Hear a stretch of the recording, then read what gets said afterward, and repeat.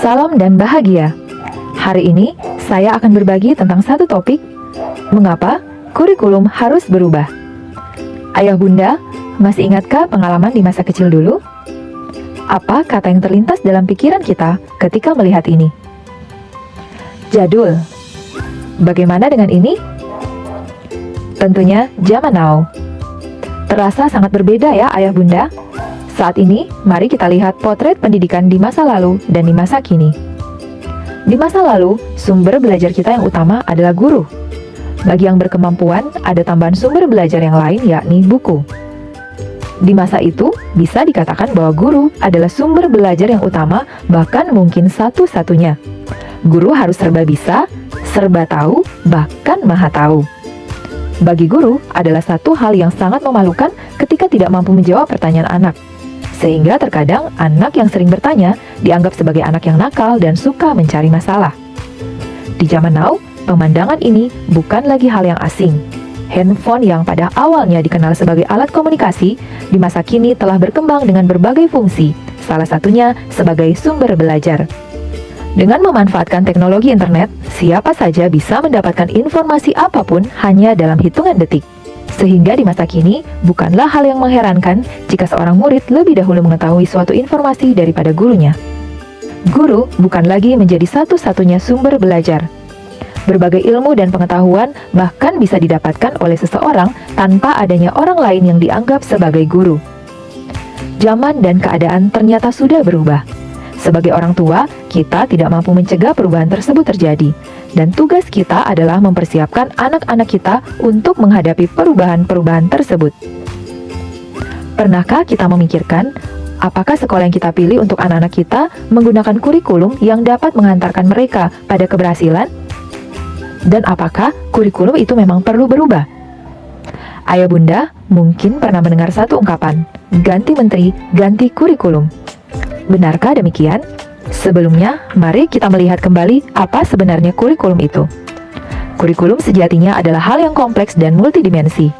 Kurikulum dapat dimaknai sebagai titik awal sampai titik akhir pengalaman belajar seorang murid. Kurikulum ibarat jantungnya pendidikan. Tubuh yang sehat tentunya memerlukan jantung yang sehat pula. Di berbagai negara, komponen kurikulum diklasifikasikan menjadi 1. Tujuan pembelajaran atau konten. 2. Panduan pedagogi yang bisa diartikan dengan panduan pengelolaan pembelajaran.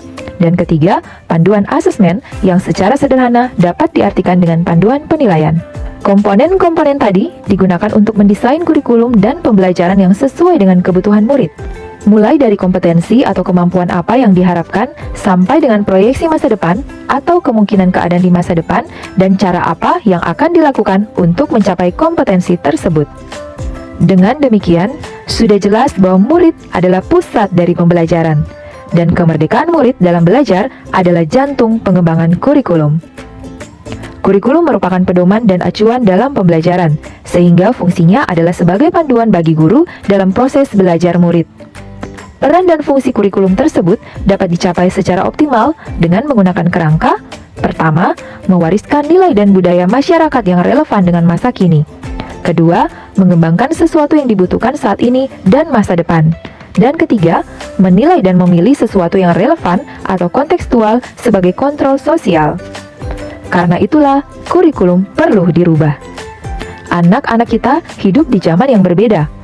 Mereka belajar dengan cara yang berbeda, berkomunikasi dengan cara yang berbeda, bahkan berpikir dan memandang dirinya dengan cara yang berbeda.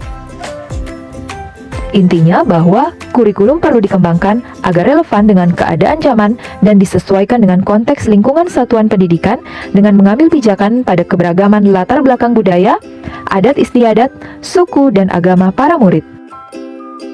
Kurikulum seharusnya menjawab kebutuhan para murid untuk menghadapi perubahan zaman yang menuntut mereka memiliki berbagai kompetensi. Ayah bunda, anak-anak kita adalah generasi yang dipersiapkan untuk menjadi pemimpin-pemimpin masa depan.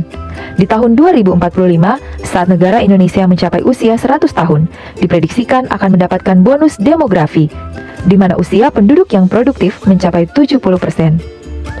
Merekalah anak-anak kita di masa depan. Bonus demografi ini akan menjadi malapetaka besar jika anak-anak kita tidak dipersiapkan dengan baik sedini mungkin. manusia cerdas berkarakter. Itulah profil generasi emas yang menjadi harapan para orang tua bagi anak-anaknya. Sekarang, waktunya kita untuk bertransformasi.